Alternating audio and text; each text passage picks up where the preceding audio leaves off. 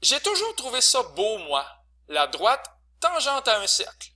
Il me semble qu'il y a un paquet de problèmes de maths compliqués qui peuvent apparaître avec ça. Un beau sujet, une belle leçon de vie, la leçon de vie numéro 7. En passant, une droite tangente à un cercle, c'est dessiné ici en vert, c'est une droite qui frôle le cercle ou qui le touche juste à un point. À ne pas confondre avec ceci qui serait plutôt une droite sécante au cercle, parce qu'on touche le cercle ici à deux endroits. Donc, dans la leçon de vie numéro 7, uniquement la droite tangente à un cercle est à l'honneur. D'ailleurs, je vous donne l'équation du cercle. X-7 au carré plus Y-4 au carré égale ça. Je vous donne aussi les coordonnées du point de tangence, 15-2. Alors, il paraît qu'avec ces informations-là, c'est suffisant pour trouver l'équation de la droite tangente au cercle, la droite ici en vert. Bien, mais est-ce qu'on est vraiment en train de s'en faire passer une, là? Est-ce que le point 15-2, est-ce qu'il appartient vraiment au cercle? Ce serait peut-être bien de vérifier. Alors, je vais remplacer x par 15 et y par moins 2 dans la règle. Et ça va donner ceci. C'est juste une petite vérification de routine pour voir si on ne se fait pas compter des mensonges. Donc, au lieu de x, c'est 15, comme dans 15-7 au carré, et au lieu d'y, c'est moins 2, comme dans moins 2-4 au carré. Est-ce que ça fait 100 points d'interrogation? Je me le demande. 15-7, ça fait 8. Au carré, ça fait 64. Moins 2-4, ça fait moins 6. Au carré, ça fait 36. Je pense que ça fonctionne, les amis. On est correct. Les gens qui ont fait le document sont des gens honnêtes. J'espère, parce que c'est moi qui l'ai fait, le document. Alors, effectivement, ça fonctionne, et le point 15-2, il appartient au cercle, et c'est le point de tangence. Maintenant, pour trouver l'équation de la droite tangente en vert, on a besoin de connaître deux vérités fort importantes. Voici une vérité.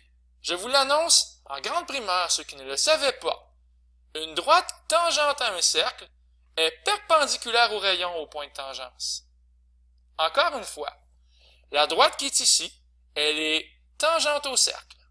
Elle est perpendiculaire au rayon au point de tangence. Je vais donc dessiner la boîte ici pour 90 degrés. Alors ça, c'est important. Ça va toujours être vrai. Une droite tangente à un cercle est perpendiculaire au rayon au point de tangence. Regardez ceci, je pense que ça devrait vous convaincre. Ah, petite animation GeoGebra. C'est pas merveilleux, ça? On voit qu'on a une droite qui est tangente au cercle, et c'est toujours un angle de 90 degrés que la droite forme avec le rayon au point de tangence. C'est très hypnotisant. On pourrait regarder ça pendant des heures et des heures et se convaincre qu'on est un sanglier, par exemple, et se convaincre de plein de choses amusantes, mais on va malheureusement retourner à notre document. La deuxième vérité qui est importante, je crois que vous la connaissez déjà, c'est que quand on a des droites ou des segments qui sont perpendiculaires, les taux de variation sont inverses et opposés. Encore une fois, des droites ou des segments perpendiculaires ont des taux de variation inverses et opposés. Ça tombe bien parce que le taux de variation du rayon, on peut le trouver parce qu'on a deux points. Donc, le taux de variation du rayon en faisant y2 moins y1 sur x2 moins x1, moins 2 moins 4 sur 15 moins 7.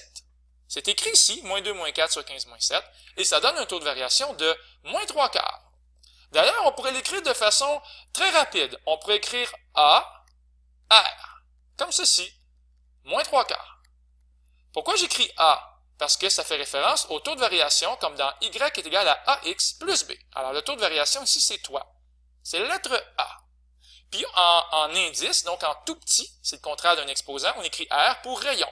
Voici le taux de variation, moins 3 quarts. Donc, devinez quoi? Le taux de variation pour la droite, qui va être tangente, inverse et opposé, va devenir 4 tiers. C'est d'ailleurs écrit ici, très certainement, 4 tiers. Voilà, on le voit très bien à l'écran apparaître.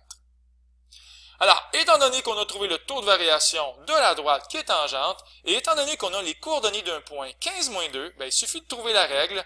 Comme on a déjà appris, y est égal à 4 tiers x plus b, le taux de variation c'est 4 tiers, et on remplace par les coordonnées du point, on va remplacer y par moins 2 et x par 15.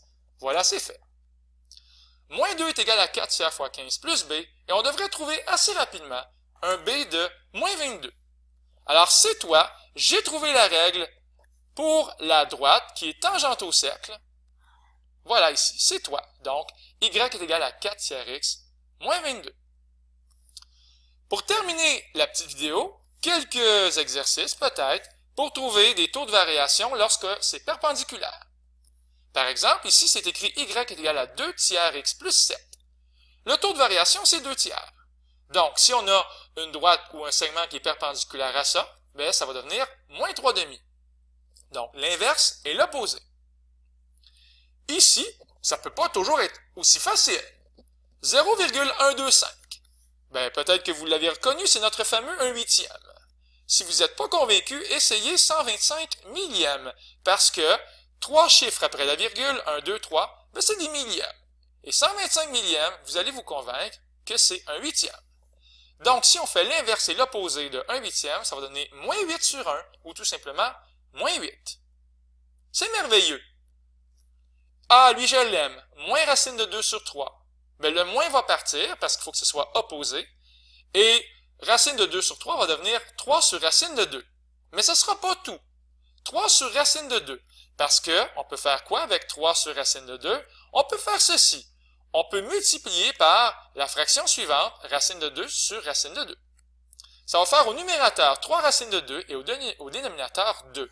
Il est ici 3 racines de 2 sur 2. C'est le taux de variation pour une droite ou un segment perpendiculaire à ceci. Et finalement, de façon très abstraite, au lieu d'avoir A sur B, on va avoir moins B sur A. C'est la fin de la petite vidéo. J'espère qu'elle vous a charmé. Puis, avec un gros rayon de soleil en plein visage, je vous salue.